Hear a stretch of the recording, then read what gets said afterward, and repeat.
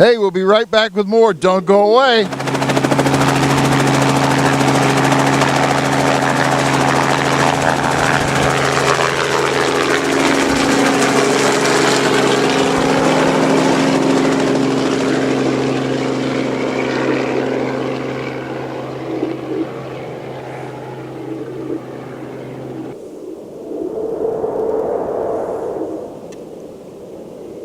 Hi, David. How are you?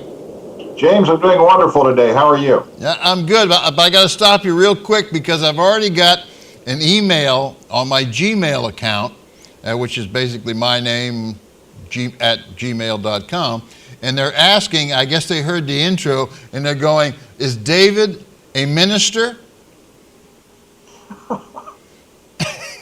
You know, I was told, my mother told me that when I was baptized as an infant that I grabbed the priest's cross, and that my grandmother took that as a sign that I was going to be a priest.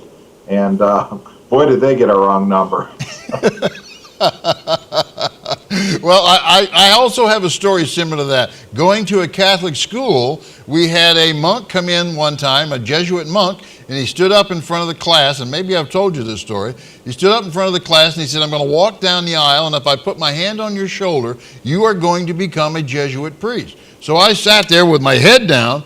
You know, wasn't my intention to become one, and he came by and he put his hand on my shoulder. It changed my life for about 6 months. My parents couldn't even put up with me.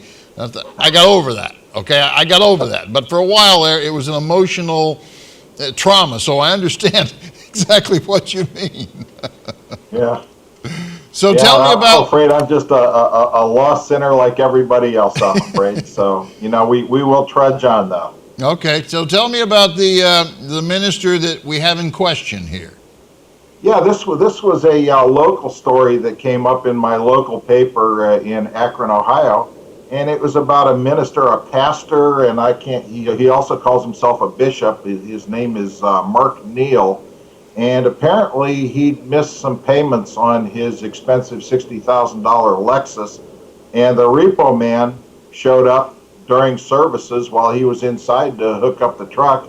He came outside and according to the charges, became enraged, actually hit the repo man, knocking him onto the hood of the car, the story goes. And the repo man says that he was, you know, grinning as he was taking off, driving with this poor guy clinging to the hood, turning on the windshield wipers to try to knock his hands loose, threatening that he was going to get onto the freeway.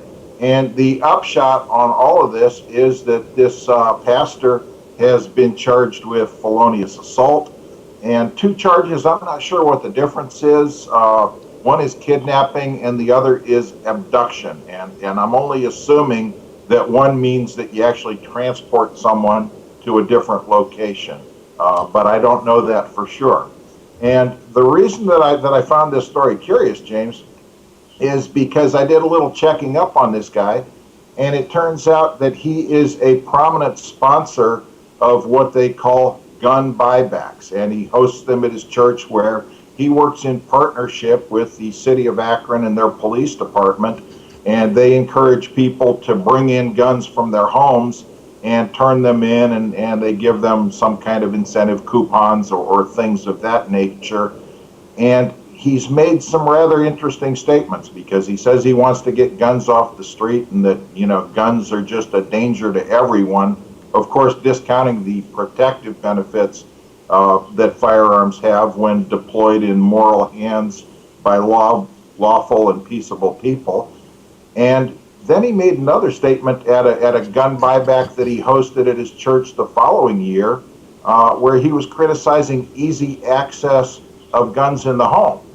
And I thought that was also curious, because in doing my research on this fellow, I also found a court record and a filing with a domestic violence charge against him, which, as you know, is cause under the Lautenberg Amendment for a person to be a prohibited person and not be eligible under the law to possess a gun or even to touch one.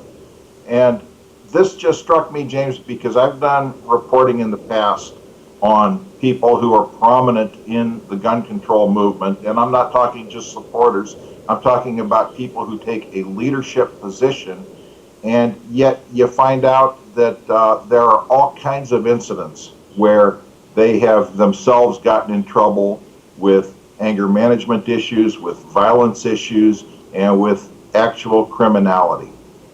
Yeah, and it's probably not your intention, nor is it my intention to, start a fire someplace about what your local minister may be doing. On the other hand, for those of us who do attend church and we do listen to sermons, and we have a tendency to want to place some faith in the individual who's in charge there. And, when he stands up on the one hand and talks about what we should be doing, and on the other hand, he's doing something different in his own personal life, you know what, that sort of bothers me.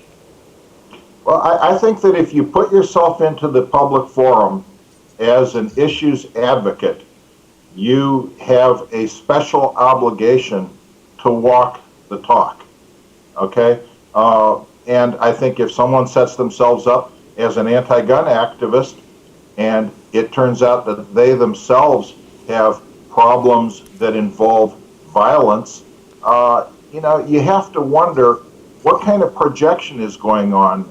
And it seems to almost be a universal thread that I've found with a lot of the people who get into trouble and at the same time maintain an anti-gun position, is that there's projection going on, and it's almost like they know that they can't trust themselves around firearms. They can't trust their own self-control.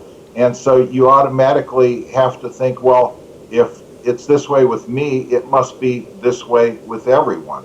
And, again, my intention, yeah, you're right, James. I don't want to start fires. I don't want to attack people. What I want to do, though, is protect myself from people who are out there positing that controls are needed for people like you and I, when in fact, we have exhibited that we're in control of ourselves. And if you want to stop the violence, that's not the answer. Yeah, and like I think we can both agree on, when you go to church, you expect to have some responsibility from the leaders in that church. And it's unfortunate when something like this happens. Of course, we've talked about it with political candidates as well. We've talked about it with candidates and people who are in office. And I think we've discussed it with a lot of other people in many other professional fields, that they have one face here and another face there. And I think those people should be brought to the forefront, as you have done, and I want to thank you for that. Bring them to the forefront and saying, hey, look, this is not what I agreed to. This is not the responsible person that I thought you were. And, I think they need to be exposed. And I think you've done a good job of that, over the past months, years almost, with bringing people out so that we all know who they are, really. Because many of us wouldn't know, David, unless it were for you bringing that forward. And I do appreciate that. I'm starting to get emails right now. So I know I have a feeling we may end up pursuing this a little bit again next week. But I thank you very much for coming on. We'll see you again next week, David. Thank you, James. See you later. Bye-bye.